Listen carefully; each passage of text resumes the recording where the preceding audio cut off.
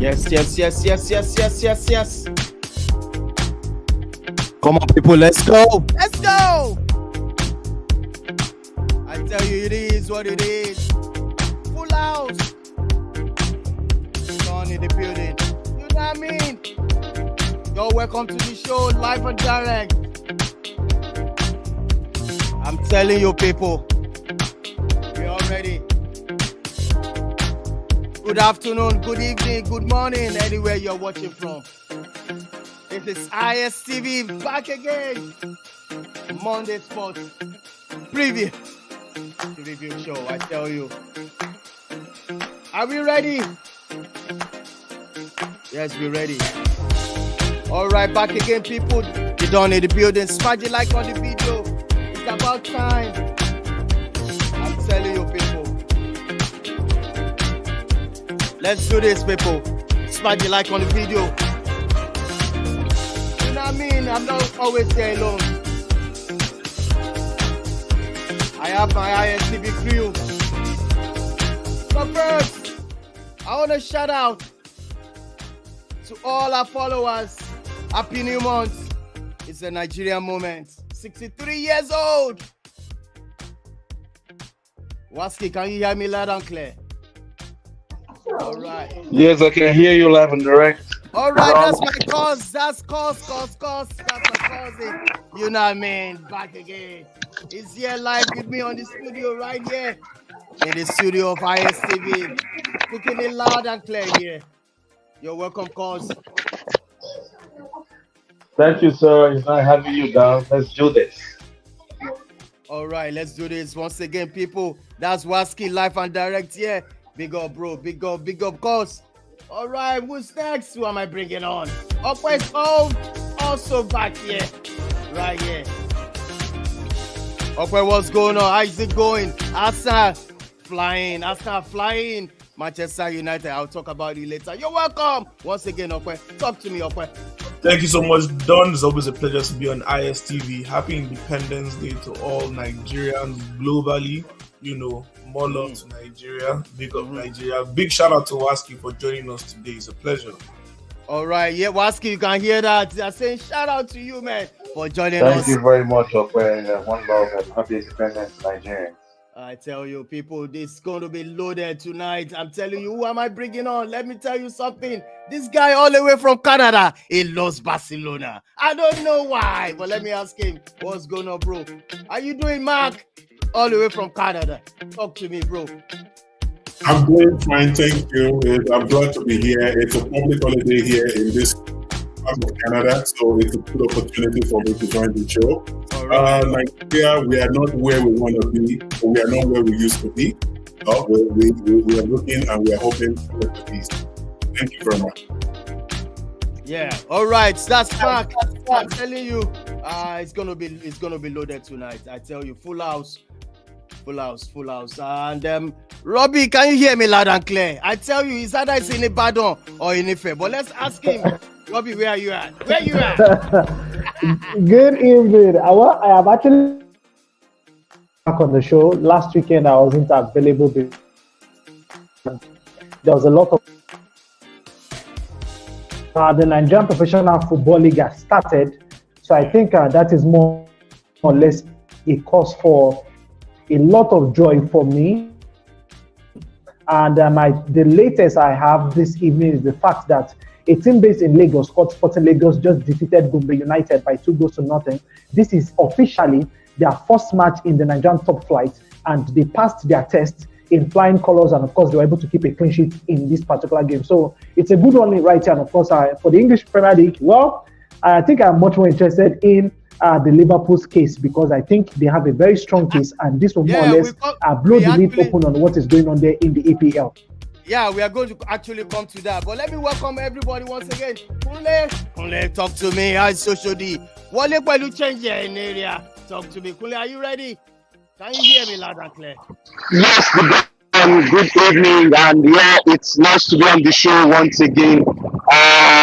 Very disappointing for Manchester United over the weekend. But like you would say, it is what it is. I can't wait to get down to the action today. All right, let's get started. I'm still waiting for welcoming some people. The studio is already ganging up, slicing off, mesmerizing. I want to welcome Prof. Prof, talk to me. It's going to go down at Chelsea's going to play tonight. Are you ready, Prof? Talk to me. You're Yes. live. Thank you very much, Don. It's a great day, great evening. It's good to be here to talk about football that we've just witnessed this weekend. I tell you. There's a lot All right. All right. Welcome everybody. Welcoming everybody. That's the sound of the music. Let's stand up. Margaret, talk to me. I know you are downcast. I know you are dumbfounded. You can't talk well right now. Margaret, you are live. Yeah, the Dawn. Happy new month. Yeah. The Dawn. Happy new month to you guys in the studio. Happy new month to our listener. But unfortunately, we are celebrating the independence in darkness. But It is what it is. Yeah. All right, Sheye, talk to me. Are you there? Sheye, a Napoleon fan to the court, to the board. Talk to me. Sheye, are you there? Good evening, Don. Good evening, everybody in the house today. It's great to be back. Napoli won over the weekend as well. We are back. Back-to-back victories for Rudy Garcia's side. I think it's a good one. It's a good one because they head to they face Real Madrid tomorrow, so it's nice that they've won 2 games in succession. So yeah, let's get cracking. All right, let's get cracking. You can listen to that. Talk to me. Are you ready? You're live. Yeah, it's good to be on the show, man. Good Yeah. evening, everybody. Yeah. It was a good weekend for me, man. Arsenal winning I'm 4-0. telling you, I know. The And also people cannot Sporting win. Lagos. Yeah, Sporting Lagos also, like Robbie said earlier, starting the debuts in the debut in the MPFL with a good win, 2-0. And also happy independence to Nigeria. As you can see, I'm done in the 94 jersey. I tell Playing you, sharp, I love that. sweet. I love Good that. to be on the show, man. Let's get cracking. Let's get cracking once again. People, smash the like on the video as about to start. Once again, I'm shouting out to my cause. All cause. One love, brothers. Let's do this. Let's do this. All right, let's do this, people. You can see it's echoing, so it's inside the studio right here. I'm going to start off with you, but let me quickly run this to our viewers. I'm telling you, it all went down. Let's look at the league. The result for this week. Aston Villa trashing that Brighton. Can you imagine? Can you just imagine Brighton that beat Manchester United? Now look at it. 6-1 is the scoreline. Are we now saying the coach is useless? Talk to me. It was 6-1. What happened to Brighton? Yeah, like I said, for me, I'm always an advocate of if you're going into a football match, when you cross the line, you just have to put in your best. And I think that day was a bad day in the office for Brighton. And we cannot take away credit. We need to give credit to Aston Villa because in Emery, looking at the post-match analysis, I've discovered that he had to study De Zerbi tactics, and the tactics he put out there on Saturday was, like they say, mano, like went man to man, took out life away from whatever Brighton was trying to do on that day and took their chances, which is the most important thing. As at how many minutes? 3 goals within the space of 12 minutes, and I feel that's game over, game done, game buried.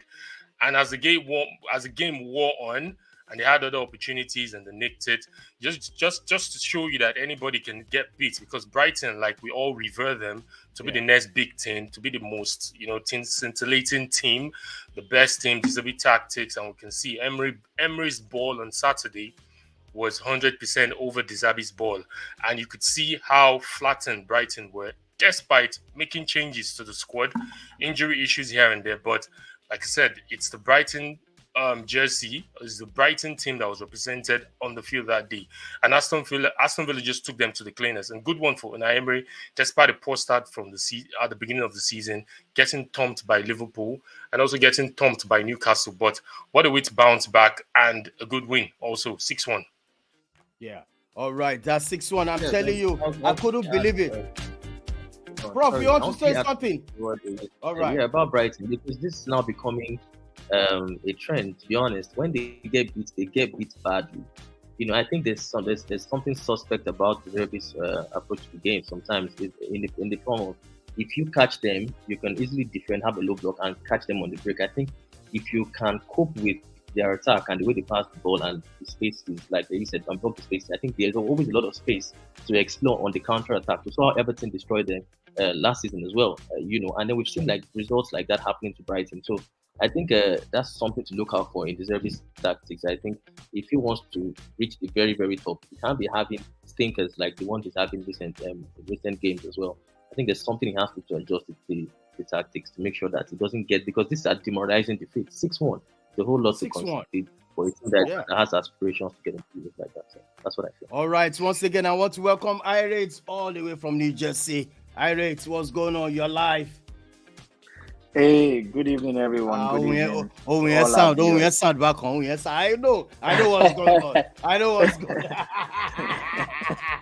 I tell you, but we are good, man. We move. But yeah, good game of football over the weekend, and it's good to be here. All right, once again, good to be here. That's the run of the game. I'm telling you, Bournemouth were trashed by Arsenal. Okay, talk to me. What's going on? How did you guys do it?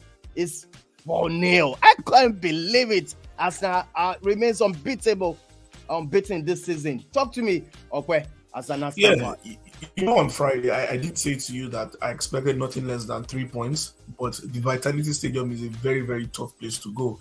And I think Bournemouth showed Arsenal too much respect. And I think they were also a bit too cautious at the same time. They didn't press Arsenal enough. They didn't give them a really tough time. Honestly, I think the boys had a nice time in the middle of the park, especially the midfielders. Martin Odegaard was simply just pulling the strings here and there. And it was a good outing for Arsenal and a much needed win before going away to Lens and the Champions League tomorrow. So much needed 3 points. It's good for them to get those wins in. Manchester City coming up in the weekend.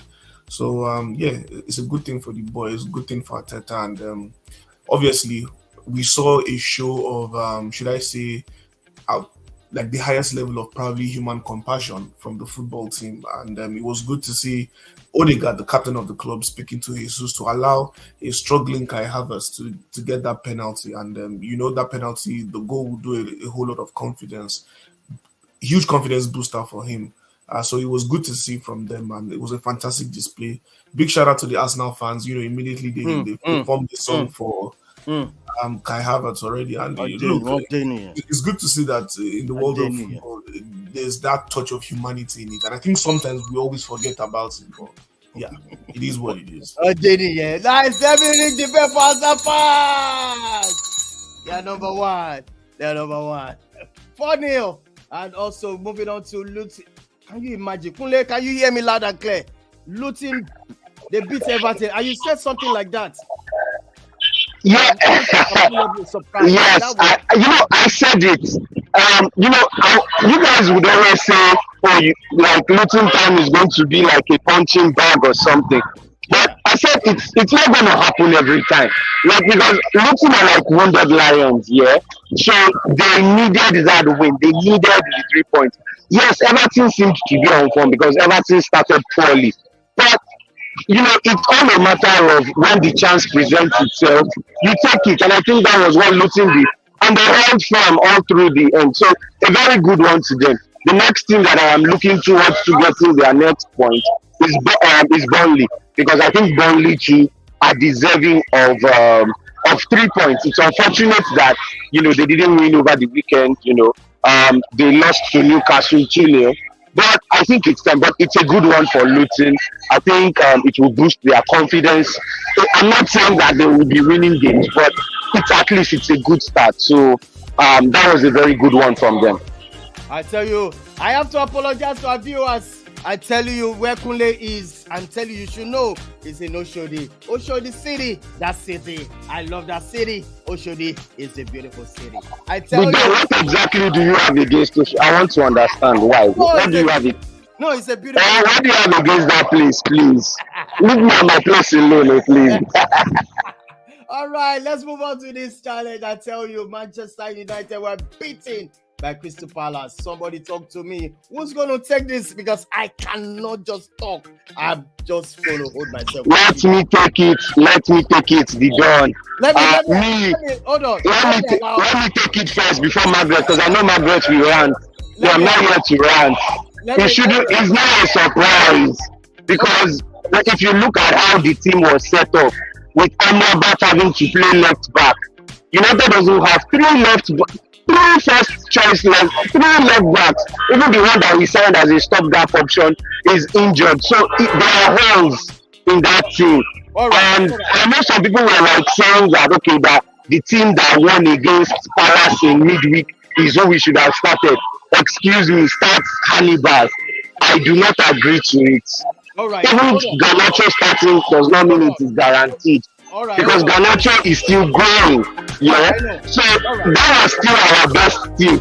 But yeah, they're not clicking. So I don't know what Ten Hag is going to do, but it still shows that there's actually a lot of work to do behind the scenes here. So I'm not surprised. It's disappointing they couldn't even score a goal, but it's not today Manchester United are like that. Who knows, maybe the next game they will bounce back, win, then they come back and play rubbish in the next game. That's how they operate. But I don't think we should expect anything big, because the team is still not yet complete. There's still a lot. They still don't know how to play. There are still many basics they can't do, and it's going to take a while before before Ten Hag can make it stick. Because of the noise, let me allow Margaret. Manchester United were down with a long goal. We don't know where we are going to start talking about ourselves, but don't let us spread our thoughts outside. I mean that. All right, go for it, Margaret. Manchester United. Yes. Let me just tell you something. Oh yeah. United right now don't have a team. United have a bunch. I am telling you, a bunch of individuals who feels like they are on top of the world. A bunch of individuals who feel they can do what they like on the field. A bunch of individuals who feel they cannot take any instruction from the manager. A bunch of individuals who feels that they are the boss of their own. They don't have respect for the manager. They don't have respect for the club. They are not playing for the badge. I don't think they know what it is to play for the badge. That is what is going on right now. We don't have a team. Now look at against Crystal Palace. What happened? A certain Rashford did not play. What happened? They played very well, and then Rashford came into the team. All because I can shoot anywhere. I just want to, because I'm an English boy. Last season I did very well. I was the star boy. I feel let me do it. Let me take it upon myself, just because I am the favorite of the club. I can play. They can play me anyhow. So. They feel they can do anyhow. That's just the only thing. For now, United don't have a team, because we believe in teamwork. Teamwork gets you goal. Teamwork, even you come together as a team, you play very well. But when you have individuals who are just bunch of players who feel at the end of the week their pockets are filled up, I'm not sure that. In fact, right now they are not United for me. Oh my goodness, they are not United for us. I'm going to call on Prof, I know you can actually, you're a neutral person. How do you see Manchester United now? Are you going to blame the players? Is it the player? Is it the board? Is it the coach itself? Because for me, I don't see that style of play. I can't just, even if you're absolutely correct. There is something. I said this on the previous show that I featured in. I said Erik Ten Hag, fantastic manager, did great things last season. We all gave him his flowers, like I used to say last season. Finished in the top 4, won the Carabao Cup, right? Yeah. But you see, the style of play is not there. This manager has struggled to implement his style to this team. They do not take the initiative. They play on the counter. A team of Manchester. I don't want to believe. A lot of people say Kule was arguing with me the last time that the players are not capable of. These are professional senior players that are on huge wages, experienced seasoned players. It is really, really absurd to think they don't know how to. They cannot adapt themselves to taking initiative to the style of football. These are players who are going to training day in, day out. It is absurd. I think with ETH there's something fundamentally wrong in the way ETH is passing his message, and the players are not getting what he's saying, because we cannot see this style of play. We cannot see the combinations all over the pitch. We don't know what's going on. What people do is you just put the ball up and try to exploit the space with Rashford's space and Bruno's. You look to your world-class players to make something happen for you. That's what goes on in Man United at the moment. The likes of Bruno Fernandes and Casemiro and co. To just bring out something from the heart. It is not good enough. And I think, like I said, at the end of the day, the buck stops on the manager's table. If he continues like this, I won't be surprised if he pays with his job on the long run, because he's not getting his message across, and the players are not buying it. It is the manager's fault. It's as simple as that. Because these players are too good not to be able to play to take initiative and beat a team like Crystal Palace. It's the manager's fault as well. The manager's fault. That's beautiful. All right. Newcastle beat Burnley 2-0. Likewise, West Ham beat Sheffield United 2-0. Manchester. Okay, wow, that's another thing I want. Okay, I want you to talk about this game as well too. Newcastle are cruising. The 2-0. West Ham also cruise as Sheffield United 2-0 as well. I think. Okay, looking at the game between Wolves winning. I mean, they're at home ground, beating the leaders 2-1. What can you say about that? Is it because of Rodri or something? Definitely. No Rodri, no Manchester City. It's that simple. Wow. Yeah, in my own opinion, aside Rodri, the only player that I think Pep would comfortably play in that position is John Stones. And John Stones is injured. And then, that begs the question, what about Calvin Phillips? Why did Pep sign Calvin Phillips? Because, against Wolverhampton Wanderers, he decided not to start Calvin Phillips. And we had both Matheus Nunes, the former Wolverhampton player, start, and Mateo Kovacic. But you see, both players are not defensive midfielders. They are not number 4s, in my own opinion. And I think it was quite clear, because at the end of the day, Calvin Phillips needed to come into the team, and he brought a bit of stability. And, I begin to wonder, I think there is more to it, because I remember when Calvin Phillips was signed, he did have an injury, an injury that set him apart from the team. When he came back, he was just able to make a couple of appearances from the bench. Now, from last season, just before the World Cup, Calvin Phillips only played 4 minutes of football for Manchester City. Somehow, he still made the England national team, right? And then he came back to Manchester City, and he was dropped again. Pep said he was overweight. I don't understand how a professional footballer goes for a camp at the World Cup and returns back overweight. Anyway, that was what Pep said. It was Pep's word against Calvin Phillips. And then, definitely, they won the treble last season, so it was difficult for him to get into the team because Rodri was on top of his game. Now we get into this new season. Rodri has now been suspended. Calvin Phillips had a fantastic preseason, if you ask me. And now Rodri gets injured. He cannot get a place in the team. There's definitely more to it. And honestly, I'm interested in it. It's something that I personally will be following, and I'll be looking forward to what Pep has to say over the coming weeks. But just like I said at the start, it's no Rodri, no Manchester City. No Manchester City. That's clear. Wow. All right, moving on to the next result. 2-1. That's Spurs versus Liverpool. Shaye, just tell me something. I don't want us to go to the VAR yet. Or the way... I just want you to talk about this. This man, Spurs, the manager. What this guy is bringing into this team. I mean, I can't just believe it on my own. So, Shay, I want you to shed more light on this coach. With the way Spurs are playing, I mean, it's unbelievable. Talk to me, Shay. Yeah, to be honest, I'm actually quite surprised with the strong start he has made at Spurs, because when he was appointed, I said this elsewhere that he would actually transform the club. But I didn't expect it to be this fast, because I'm telling you, at previous jobs, either club sides or national teams, it takes a while for his ideas to actually be passed across. His players tend to make mistakes. They tend to you see several flaws in him trying to implement his style. But at Spurs, to be fair, he also makes mistakes. But something about him is he wants his teams to be brave. He wants his teams to continue to adhere to his basic principles. And we saw that, for instance, against Arsenal, where they didn't start the game well. They lost the ball a few times in their build-up, but they just kept persisting, and eventually they gained a foothold in that game, and then can even say maybe they could and perhaps should have won it if they were somewhat braver in how they ended the match. But also against Man U a few weeks back, they didn't start well in the first half, in particular in the first 30 minutes.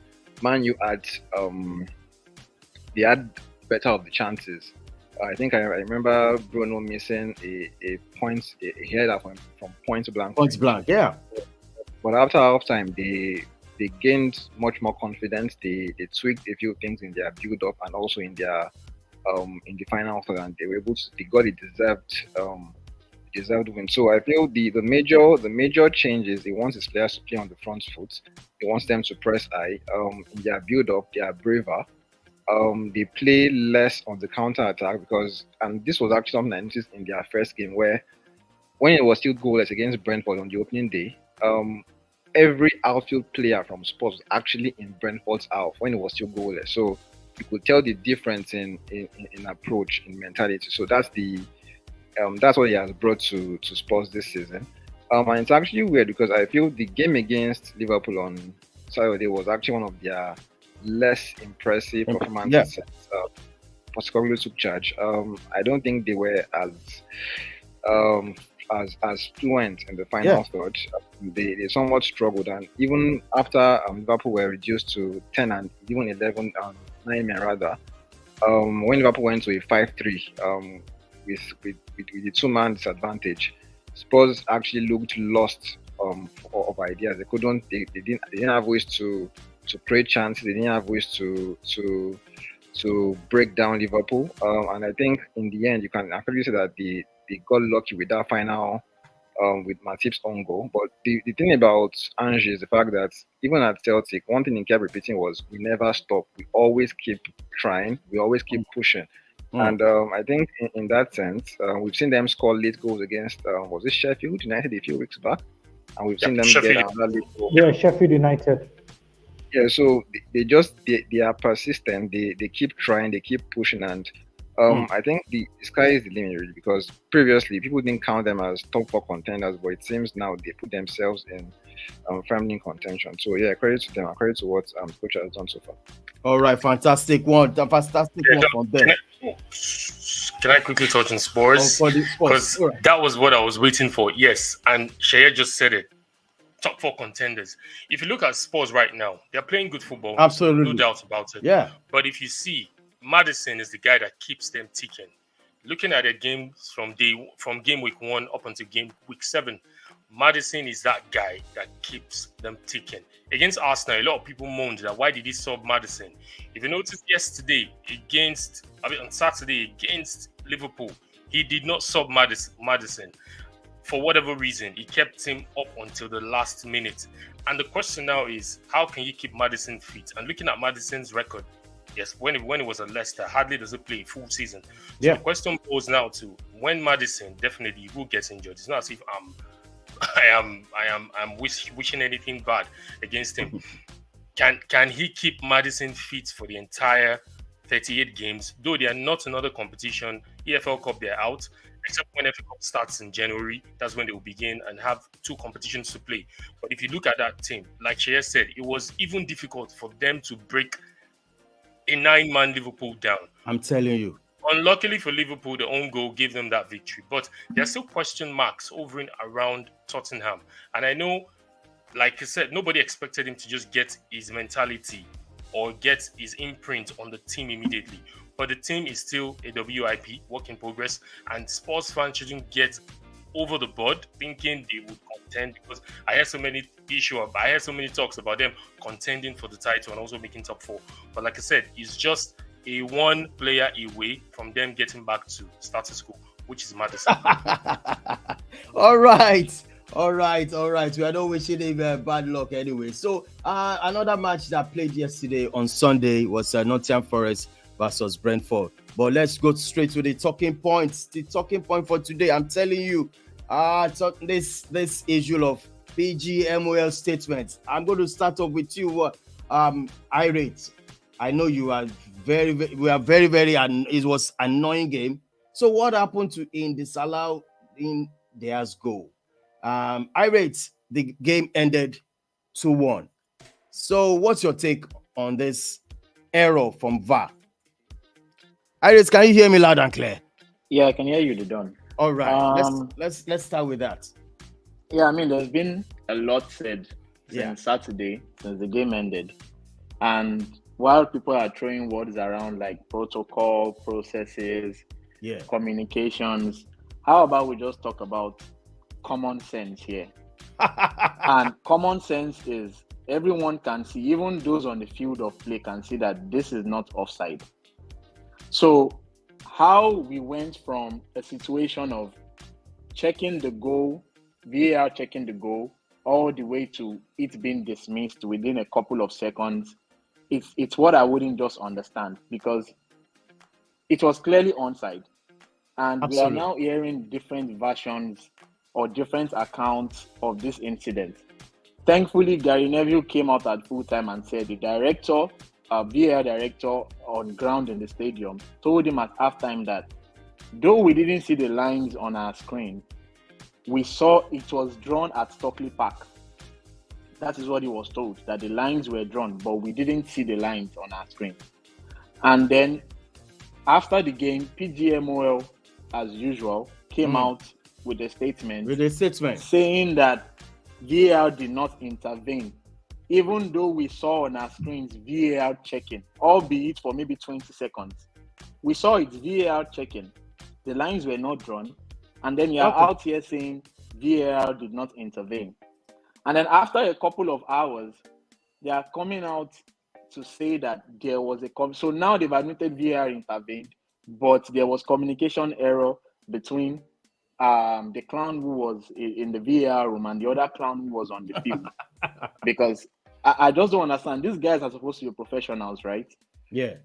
And whatever the statement they made didn't make sense to me, honestly, because these guys in the VAR are also watching the same match that we are watching, the same game.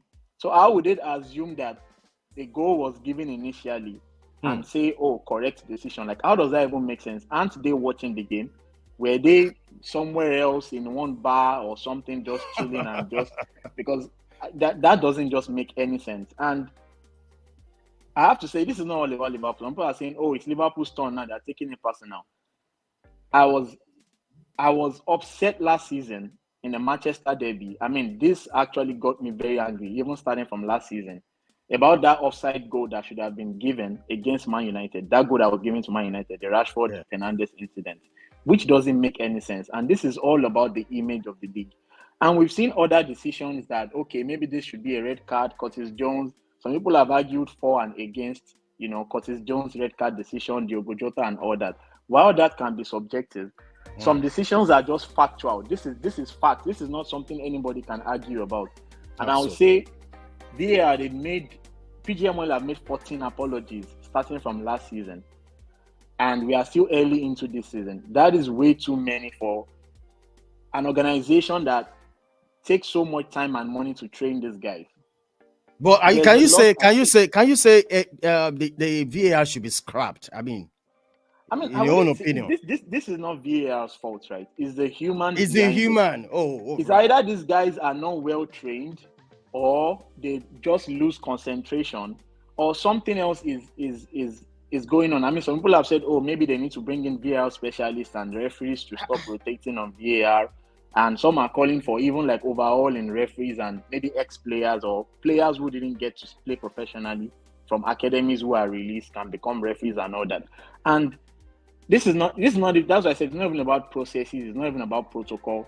It's just there is a misalignment in the statements coming from what Gary Neville said up to what PGMOL just released, both their first and second statements.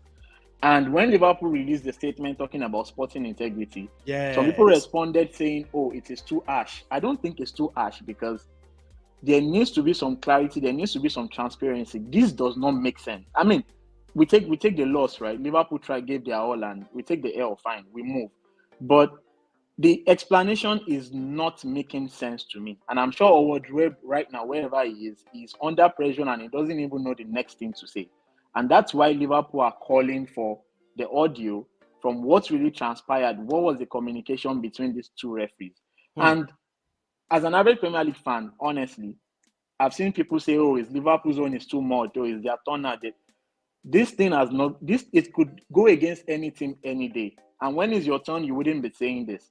So it's high time we let PGMOL know that we need more transparency in their decisions. So this is a fight, I think, for me, for the whole of the Premier League. Coming from last season especially, we have seen terrible decisions. Arsenal against Brentford last season, to a terrible decision. These decisions can cost managers their job. Absolutely. They can cost a team to relegate or even make the top 4. So there needs to be an inquest into what is going on. We can't just let these things, let it keep sliding. Someone has to stand up and take a fight for everyone. And I think Liverpool, for me, is doing the absolutely right thing to ensure that these guys are more transparent. If they are not well equipped or they are not professional enough, then get rid of them and get people who are professional. Like I said, these guys don't lose their jobs. All of a sudden you hear that, they have been taking off one game and then in the next 2 games they are back. What about managers that are losing jobs? What about clubs that are being relegated? So the stakes are high here, and I really, really support that inquest. And going forward, we need better transparencies from these guys. I mean, it's appalling. Come on, this is really bad for the image of the Premier League. Mark, are you ready about this issue of VAR? I saw your statement right now that is Ole Ojukoroju. Ojukoroju League. I was just talking, bro. Yeah, for our viewers watching us, we are talking about Ojukoroju means eye for an eye. That is something that is clear like that. It's clear. So, from your point of view, should VAR should be scrapped, or that should be the end of what should we be expecting because it's damaging the game. It's affecting it. I think that this argument can go for or against. The reason VAR was brought in initially was to help the human inadequacies about refereeing decisions. Absolutely. But it is still, if we have to look at it, a lot of these issues that are coming up still have to do with humans. I think that the technology has to be looked at properly. Referees have to be reoriented about how to implement VAR. And if the technology itself is lacking one way or the other, it should be taken back to the lab and re-examined before because we want to make it as errorless as possible. That's why we are having VAR. And then from referees too, when they are in doubt, it is just right that they use VAR. As long as the technology is working properly, they should learn to use it rather than go with their own premonitions or their own thinking, because human errors are part of the game. Yes, it will never go away 100%, but we want to reduce it as much as possible. So the referees needs to be reoriented. The technology needs to be fixed. All right, Kunle, let me talk to me. I can't find Kunle here. All right, Prof, are you there live? Because everybody's going to speak on this. Yes, talk to me about this VAR. What's your take on this?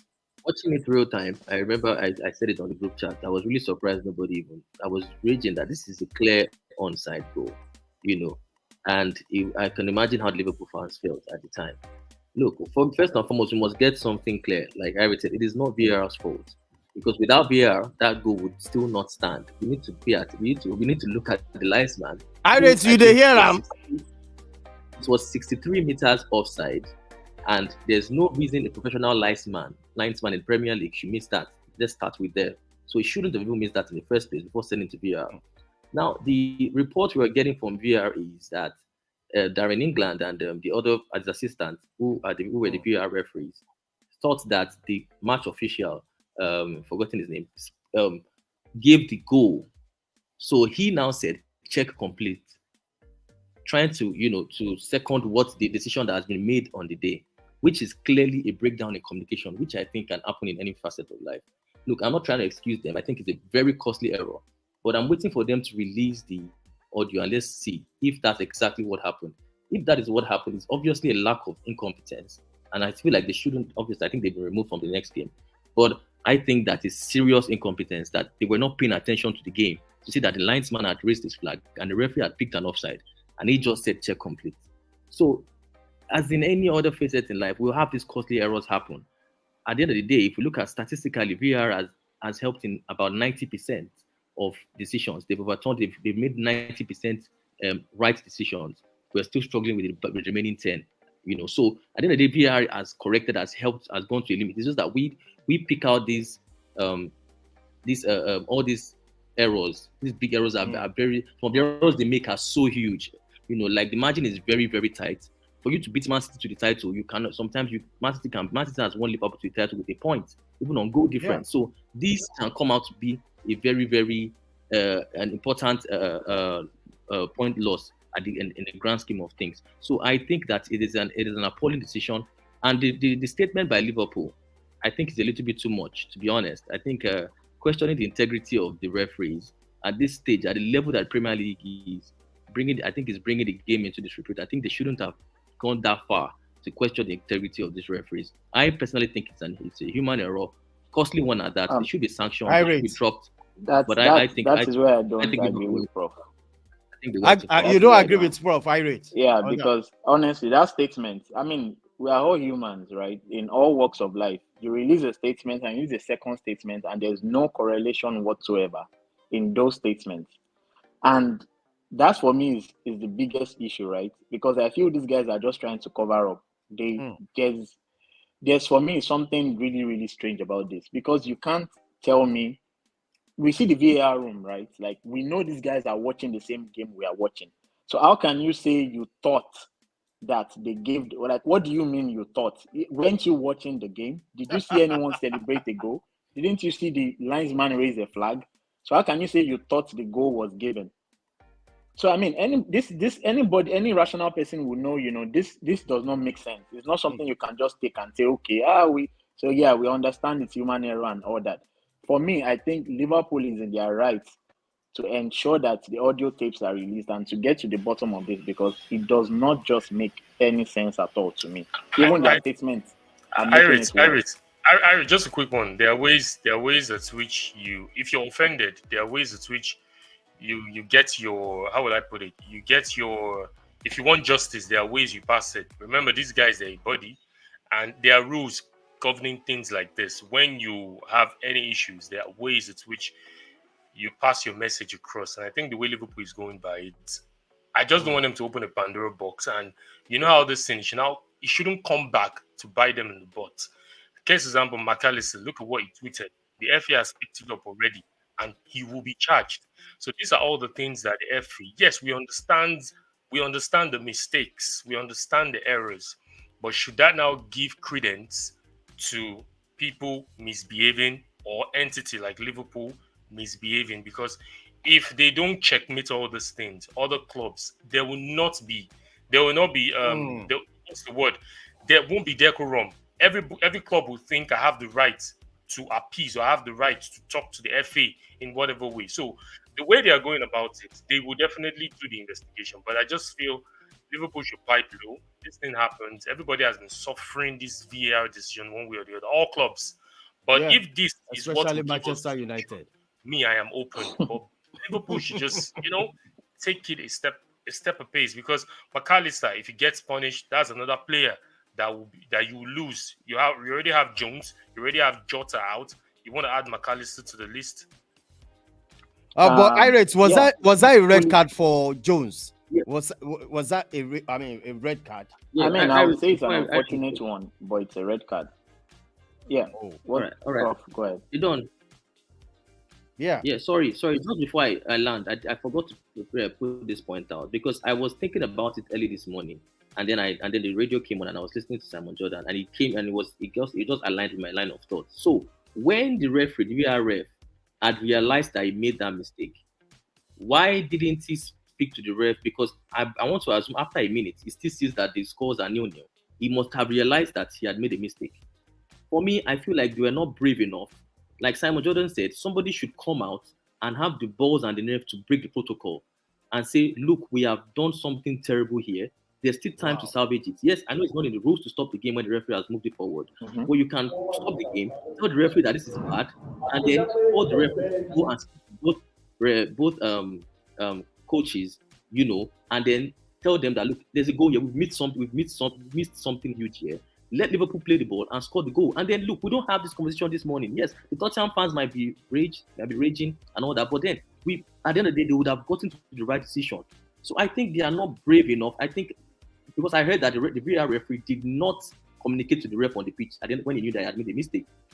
A little bit like what Mike Dean did the other time. He did not tell him throughout the 90 minutes that he had missed. He had made a serious mistake, a serious error. So I think it is all shameful. The truth is, just to add the truth is, these guys, their integrity and authority is being undermined. They are slowly losing credibility with all of these errors and these apologies. That is the truth. People will no longer believe in their decisions and in their processes. And we are saying, oh, McAllister is getting punished. Oh, this is the club might get punished. What's going on? Why are the referees not getting punished? I just mentioned that's earlier. another thing. That's another People thing. are losing jobs based on bad decisions. Why are the referees not losing jobs based on incompetency? Like why? Why should the manager lose his job? Why should the team lose millions the of case pounds? of the case of not McAllister qualifying? being punished, the case of McAllister being punished is not as a result of. No, I understand. I mean, I'm just Okay. I'm That's just just the trying point to I'm trying make to a make. point, The error has been made. I just feel Liverpool needs step down a bit. I'm not saying you shouldn't make issues out of it, but do it the proper way. Control emotions, control players, because at the end of it all, when the punishment gets wheeled out, you can't say you won't take the punishment. Like for instance, if McAllister gets punished, I'm not saying he should be punished. Would Klopp field him in and say it's a lie? He's not going to get punished. He will have to chop the punishment. All right. Let me ask you, Okay, what's your take on this this VAR from your own point of view? What do you think we should be expecting at this moment? Is going to be any changes, or we still stick with VAR? I mean, there's any changes? No, because let's be honest. Since the VAR was introduced in 2018, why is it only the English Premier League that has controversial issues? Why? Why not La Liga? Why not Bundesliga? Why not Italian Serie A? That's why Michael is happy. Why not the other leagues in the world? So they don't have problems, right? And as any logical thinking person, I'm sure all of us have had these thoughts, but I will say it here and clear. It's quite hard for me not to think that there is a bit of corruption, if I must say. It's very hard for me not to think in that line. And what do we do going forward? I believe there needs to be solutions. I'm a solutions person. So in things like this, what should happen? Personally, I feel two options could happen.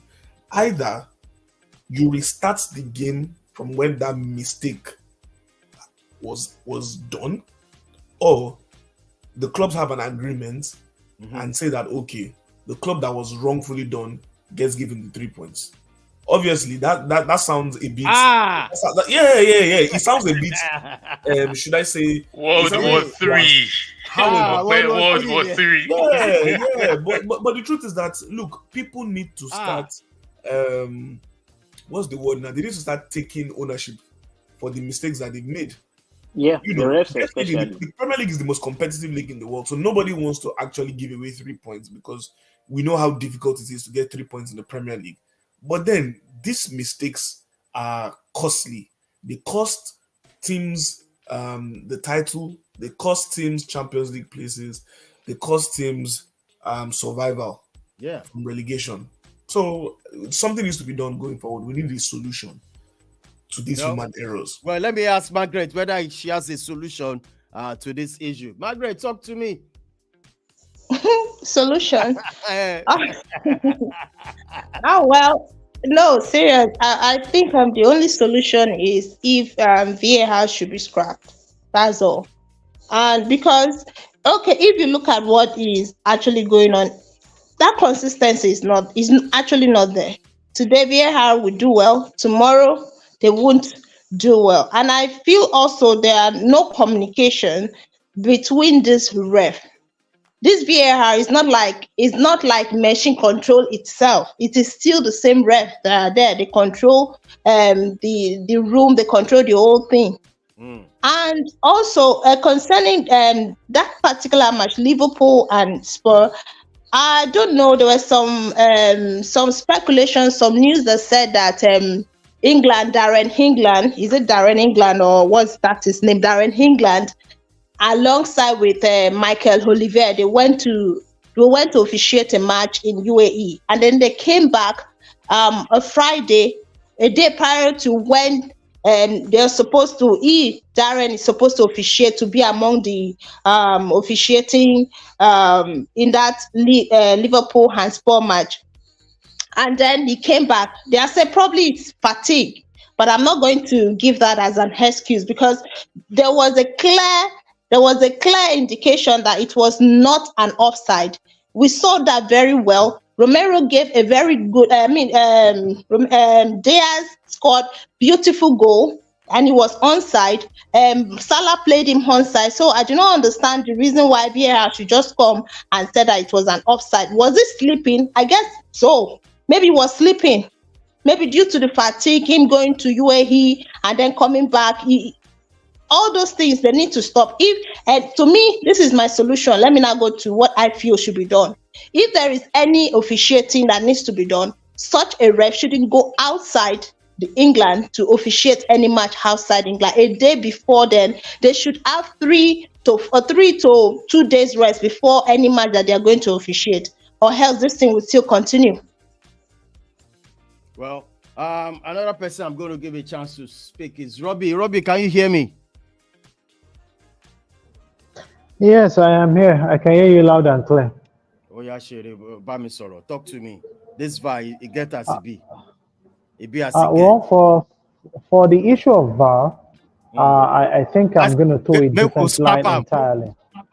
Yeah, I think I'll toe a different line totally, because I think that the introduction of VAR has made referees very, very lazy, and I will cite situations as world-renowned Italian referee, that is Pierluigi Collina. Collina used to be a top-notch referee that, as a kid, I grew up watching him officiate tough games, not just in the Champions League, but also at major tournaments, at the World Cup, at the Euros. Collina was handed very, very tough teams, tough matches to officiate. And of course, he gave a 10 over 10 performance in those games without the help of any form of technology. And now, the issue is simple. It is just more or less like you have a child that goes to one of the best schools in town. You have an home tutor, you have textbooks, you have tabs, you have educational materials to help this child get a better edge above his colleagues in class, and this child is still messing up academically. Then would you come out and tell us that in this case it is because of the materials that are provided for the child that did not make that child excel, unlike the child next door that is not given this same treatment in terms of homeschooling and so on and so forth, and that child is doing very well academically? How does the Italian Serie A implement the VAR? How does the Spanish La Liga implement the VAR? Why is it difficult? I repeat, why is it difficult for the EPL to toe the same line? In the Serie A, in La Liga, there is an offside. A straight line is drawn to also just let those at home watching or those in the stadium to see how that offside call was made. At the World Cup, we also saw the same thing. There were no controversies at the World Cup. There were no issues as regards. There was no issues as regards. This country is offside, or this phase of play was an offside.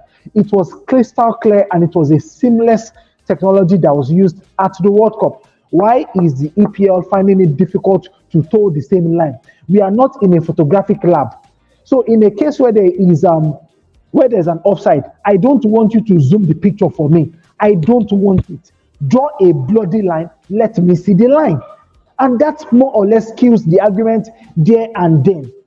In this case of Liverpool, it is so unfortunate that Liverpool was at the receiving end of this disastrous decision. It is so unfortunate.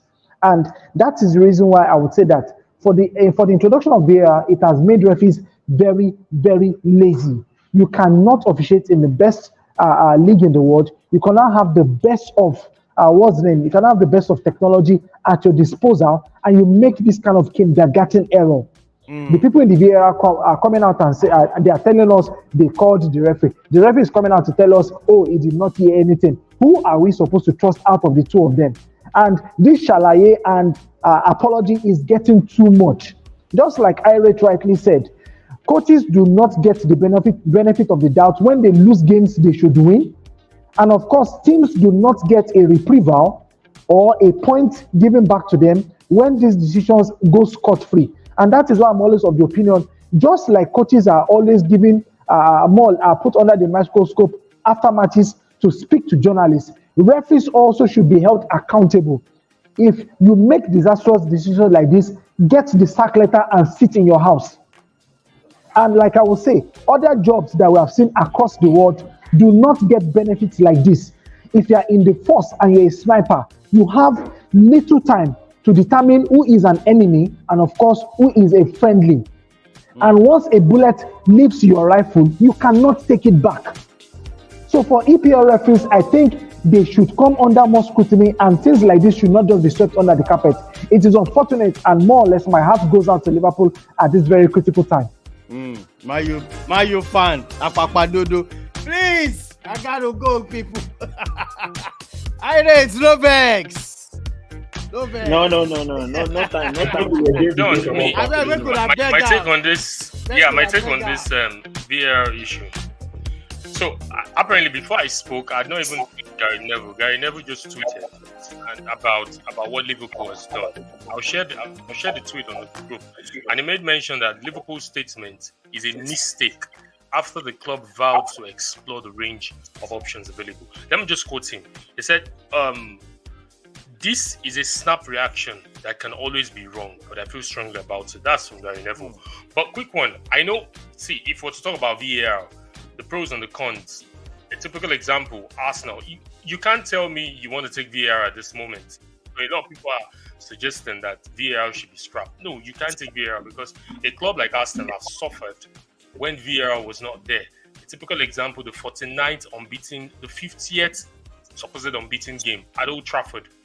If VAR were to be at use or in use at that moment, Rooney, Gary Neville, Phil Neville, and even possibly Ferdinand would have been red carded in that game because it looked as if they came for Arsenal and they made it physical. Even the goal Rooney scored, the winning goal, was a proper, definite offside goal. Go back to Champions League, Belletti, the goal Belletti scored, the winning goal.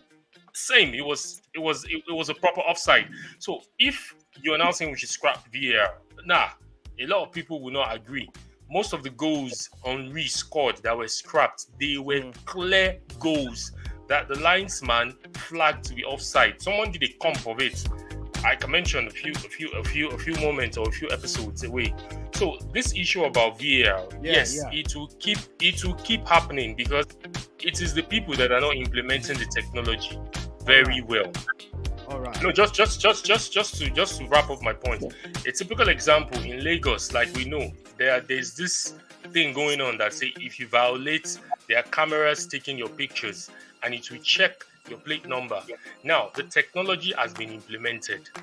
Nobody is in there that is controlling anything. If you beat the traffic light, the camera just takes your picture, takes the picture of your registration number. I've seen that camera work in real time when I went into the IT, blah, blah, blah, because the camera will slow, even if you're running at 100 meters per second, 100 meters per hour, it will slow everything down and take a scan of registration number and bill you. That is the technology. Have we ever complained about goal line technology ever since it was implemented? We haven't, because the technology has been implemented devoid human process. If we're now the next level we need to look at in this VAR, which is you know when you develop softwares, you have version 1.0, version 2.0, version 3.0. Yes, this VAR we are using now is version 1.0. For us to now move to version 2.0, we need to develop a technology that will be devoid those niggers, sorry for using that word, those guys sitting in one room in somewhere, wherever, measuring line. Let the technology do it for you. I saw Shaya drop something about the EPL not wanting, not wanting to get. So why don't they want to do that? For me, it takes a whole lot of issues out. And if they still want to stick with their old technology, I've suggested, let us hear the conversation that is going on. We see this in the NBA, we see this in the NFL, we see this in other sports. We hear the conversation that is ongoing before the decision is made. So except there's something they're hiding, except there's something they don't want us to know. But right now, I believe strongly that this Liverpool incident will open a lot of Pandora box. I mean, just finger crossed, waiting for solution to get happen. All right, thank you guys so much. And this is just one more thing they done before we close. Just one last statement. The truth is, they've been apologizing and everyone has been taking it, and they are so comfortable with their apologies. Honestly, someone needs to take a stand at some point. This is not even about a Liverpool thing, like I said. But I think Gary Neville's statement, I don't even want to, whatever he has to say, fine, that's his opinion. But I feel like for me, Liverpool are doing the right thing. Someone needs to get to the bottom of this. So we can't continue seeing this in the Premier League. All right. Thank you so much. I'm telling you, the Champions League is going to start this week. Liverpool will be playing. Sorry. See, these are the reasons, right? Maybe that one person is why we don't go to Champions League. Can I quickly say something on this referee issue? No. I would really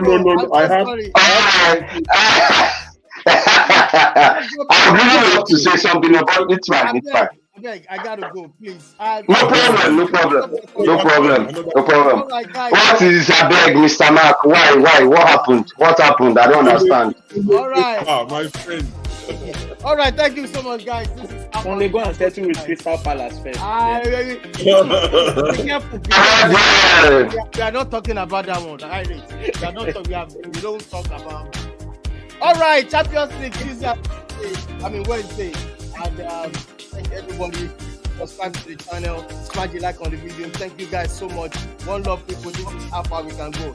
Bye for now.